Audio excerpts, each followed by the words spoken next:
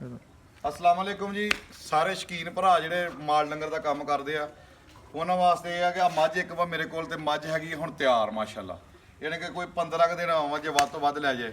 ਚੌਥੇ ਸੂਏ ਮੱਝ ਨੇ ਸੂਣਾ ਵਾ ਤੇ ਕਹਿ ਲਓ ਕਿ ਬਹੁਤ ਚੰਗੀ ਝੋਟੀ ਆ।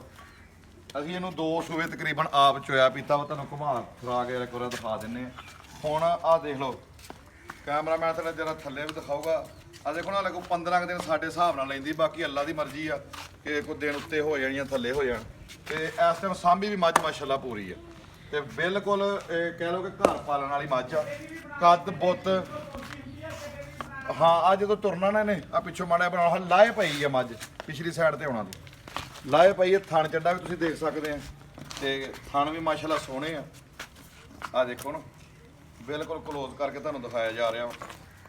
ਹਾਲੇ ਜਿੱਦਣ ਬਣਨੀ ਆ ਨਾ, ਕਹਿ ਲਓ ਕਿ ਹਾਲੇ ਤਾਂ ਦਿਨ ਰਹਿੰਦੇ ਆ ਤੇ ਮੱਝ ਇਨਸ਼ਾਅੱਲਾ ਤਾਲਾ ਮੇਲੇ ਲਾ ਦਿੰਦੀ ਘਰ ਪਾਲਣ ਵਾਲੀ ਤੇ ਘਰ ਬਣਾਉਣ ਵਾਲੀ ਮੱਝ। ਯਾਨੀ ਕਿ ਕਹਿ ਲਓ ਕਿ ਇਦਾਂ ਦੀਆਂ ਇੱਕ ਦੋ ਰੱਖੀਆਂ ਹੋਣ ਤੇ ਬੰਦੇ ਨੂੰ ਪਰੇਸ਼ਾਨੀ ਕੋਈ ਨਹੀਂ।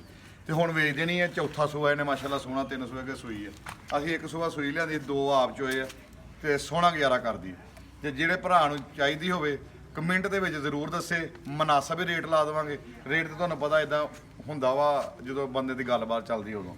ਨੰਬਰ ਥੱਲੇ ਮੈਂਸ਼ਨ ਕਰ ਦਿਓ। ਨੰਬਰ ਮੇਰਾ ਮੈਂਸ਼ਨ ਕੀਤਾ ਵਾ ਪੇਜ ਦੇ ਉੱਤੇ, ਤੁਸੀਂ ਉਹਦੇ ਵਿੱਚ ਮੇਰੇ ਨਾਲ ਰਾਬਤਾ ਕਰ ਸਕਦੇ ਹੋ। ਜਿਉਂਦੇ ਰਹੋ, ਵਸਦੇ ਰਹੋ। ਜਿਹੜਾ ਲਿਜਾਊਗਾ ਇਨਸ਼ਾਅੱਲਾ ਤਾਲਾ ਯਾਦ ਕਰੂਗਾ ਜੀ।